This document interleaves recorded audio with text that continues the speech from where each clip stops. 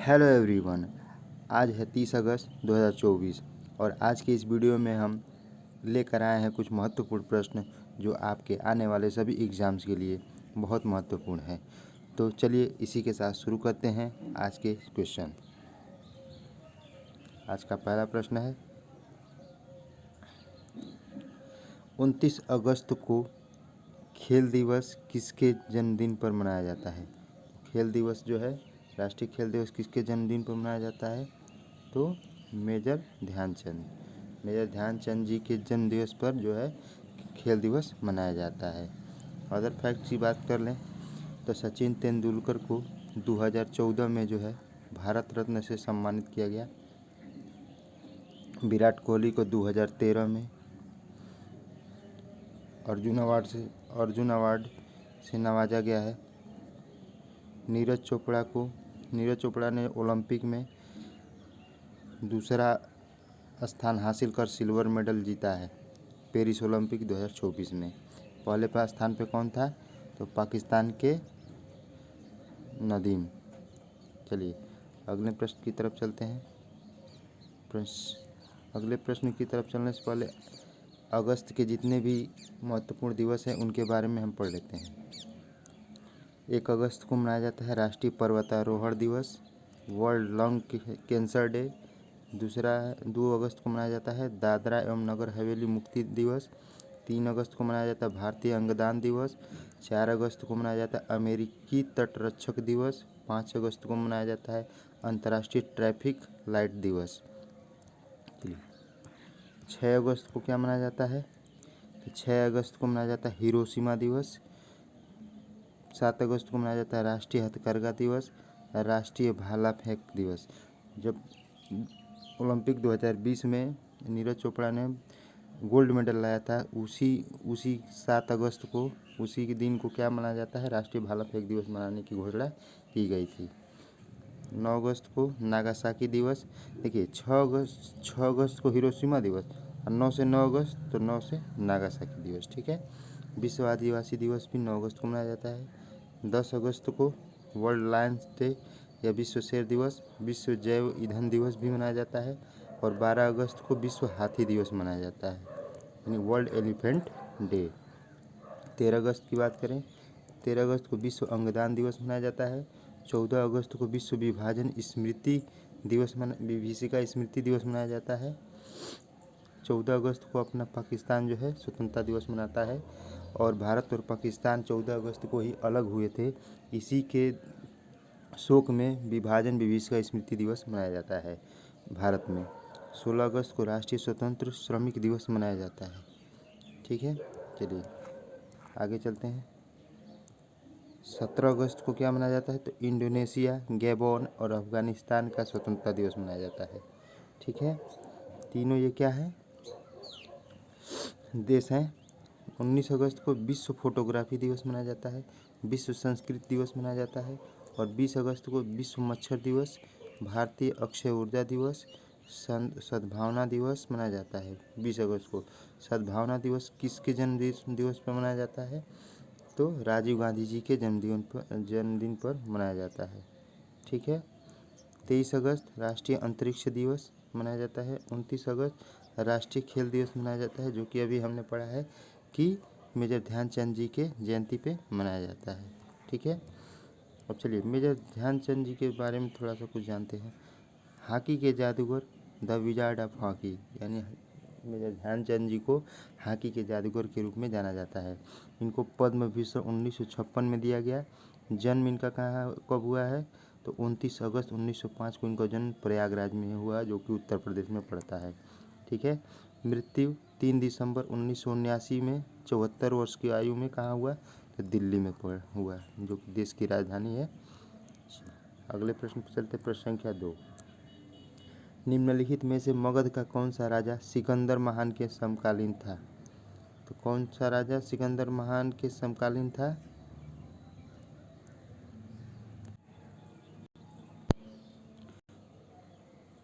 तो इसका right answer हो जाता है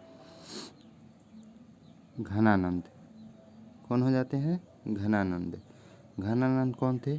तो घनानंद जो थे नंद वंश के संस्थापक थे। नंद वंश के संस्थापक। ठीक है, चलिए प्रश्न संख्या 3 पर चलते हैं। चंद्रगुप्त मौर्य नहीं, प्रश्न संख्या 3 के बारे में, सॉरी। उस वीर भारतीय राजा का नाम बताइए जिसे सिकंदर ने झेलम के तट पर पराजित किया था। तो जो झेलम नदी है उसके तट पर पराजित किया था, तो उस सिकंदर क्या नाम है? पोरस। क्या नाम है? पोरस। चलिए प्रश्न संख्या 4 पे चलते हैं। सिकंदर के हमले के समय उत्तर भारत पर निम्नलिखित राजवंशों में से किसी एक का शासन था। किस एक का शासन था? तो किस एक का शासन था? तो इसका राइट आंसर हो जाता है नंदवंश। ठीक है, अभी हमने बताया कि नंदवंश के संस्थापक कौन थे? तो घनानंद। ठीक है, प्रश्न संख्या अगले चलते हैं 5 पे। प्रश्न संख्या 5, प्रथम भारतीय साम्राज्य स्थापित किया गया था। तो किसके द्वारा स्थापित किया गया था? तो चंद्रगुप्त मौर्य के द्वारा। किसके द्वारा? तो चंद्रगुप्त मौर्य के द्वारा प्रथम भारतीय साम्राज्य स्थापित किया गया था। ठीक है, प्रश्न संख्या 6 पे चलते हैं। निम्नलिखित में से कौन सा सबसे पुराना राजवंश है? तो सबसे पुराना राजवंश कौन सा है? तो मौर्य वंश। कौन सा है? मौर्य वंश, जिसके संस्थापक कौन है? चंद्रगुप्त मौर्य। ठीक है,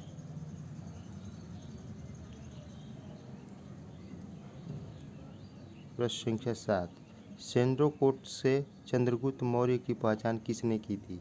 तो सेंड्रोकोट से चंद्रगुप्त मौर्य की पहचान किसने की? अर्थात जो है तो विलियम जोन्स। किसने की थी? तो विलियम जोन्स ने की थी। ठीक है, सेंड्रोकोट्स जो है चंद्रगुप्त मौर्य को ही कहा जाता है। सेंड्रोकोट्स होता है और एक होता है एंड्रोकोट्स। ठीक है, चलिए प्रश्न संख्या 8, पाटलिपुत्र में स्थित चंद्रगुप्त मौर्य का महल किससे बना है? तो पाटलिपुत्र में स्थित जो चंद्रगुप्त मौर्य का महल है वो किससे बना है? तो किससे बना है? लकड़ी का बना है। ठीक है, पाटलिपुत्र यानी पटना, जो कि पहले पाटलिपुत्र नाम हुआ करता था, वर्तमान में आज बिहार की राजधानी पटना के रूप में जानते हैं। तो पटना में ही जो है चंद्रगुप्त मौर्य का महल बना है लकड़ी का। ठीक है, प्रश्न संख्या 9 पे चलने से पहले कुछ जो है चंद्रगुप्त मौर्य के बारे में जानते हैं। 350 से 395 ईसा पूर्व, यानी कि 350 से 50 वर्ष घटा दीजिए, 50 और 5 55 वर्ष तक मगध के सम्राट थे। कौन? चंद्रगुप्त मौर्य। ठीक है, 322 ईसा पूर्व से 297 ईसा पूर्व तक और मौर्य वंश के संस्थापक थे चंद्रगुप्त मौर्य। पाटलिपुत्र का प्राचीन शहर 5वीं शताब्दी ईसा पूर्व में मगध यानी दक्षिण बिहार, ठीक है, मगध कहाँ पड़ता है? दक्षिण बिहार के राजा अजातशत्रु द्वारा स्थापित किया गया था। किसके द्वारा? पाटलिपुत्र की जो है स्थापना किसने की थी? तो अजातशत्रु ने की थी। शेरशाह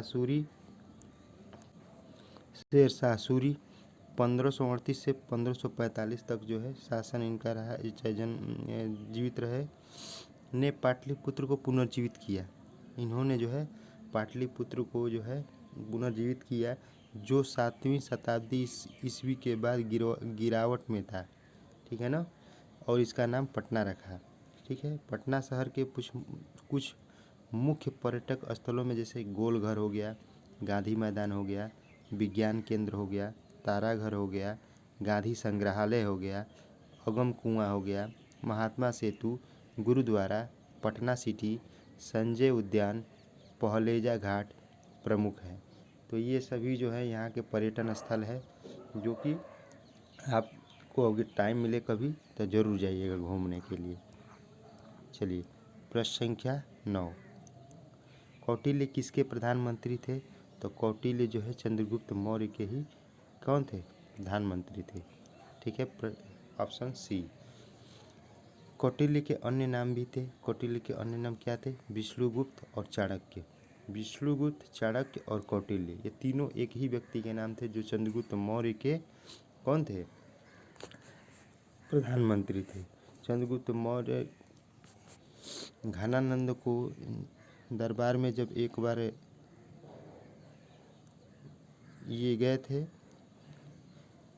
तो घनानंद ने इनको लात मार के भगा दिया था। तब इन्होंने अपनी शिखा को खोल दिया था और कहा था कि जब तक मैं तेरे अहंकार का सर्वनाश नहीं कर देता तब तक मैं अपने ये शिखा नहीं बांधूंगा। ठीक है, चलिए अगले प्रश्न पर चलते हैं। प्रश्न संख्या 10। चंद्रगुप्त मौर्य ने सेल्यूकस को किस वर्ष में पराजित किया था? तो चंद्रगुप्त मौर्य ने सेल्यूकस को किस वर्ष पराजित?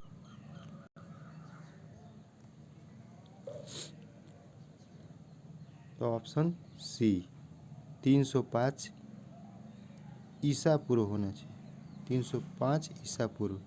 ठीक है, 300 ईसा पूर्व। ठीक है, चलिए प्रश्न संख्या 11 पे चलते हैं। मालवा, गुजरात और महाराष्ट्र किस शासक ने पहली बार जीता? तो मालवा, गुजरात और महाराष्ट्र जो है किस शासक ने पहली बार जीता? तो जाहिर सी बात है हम किसके बारे में पढ़ रहे हैं? तो मौर्य वंश के बारे में पढ़ रहे हैं और मौर्य वंश में चंद्रगुप्त मौर्य। तो चंद्रगुप्त मौर्य ही हमारा राइट आंसर होगा। Option D is the correct answer. ठीक है, ये हमारा आज का आखिरी प्रश्न था। उम्मीद करता हूँ कि आपको ये वीडियो पसंद आ गया। आपको सारे ये प्रश्न आपके आने वाले एग्ज़ाम में बहुत महत्वपूर्ण भूमिका निभाएंगे। ठीक है, तो आपको अगर ये वीडियो पसंद आया हो तो इस वीडियो को ज़्यादा से ज़्यादा शेयर कीजिए, लाइक कीजिए और कमेंट कीजिए अगर कोई सुझाव आप देना चाहते हैं, और इस चैनल को सब्सक्राइब कीजिए ताकि हमको मोटिवेशन मिलता रहे। और इस वीडियो को ज़्यादा से ज़्यादा शेयर कीजिए और बेल आइकन को दबाना बिल्कुल मत भूलिएगा ताकि जो भी मैं वीडियो डालूँ आपके पास तुरंत पहुंच जाए। ठीक है, चलिए इसी के साथ थैंक यू। जय हिंद, जय भारत।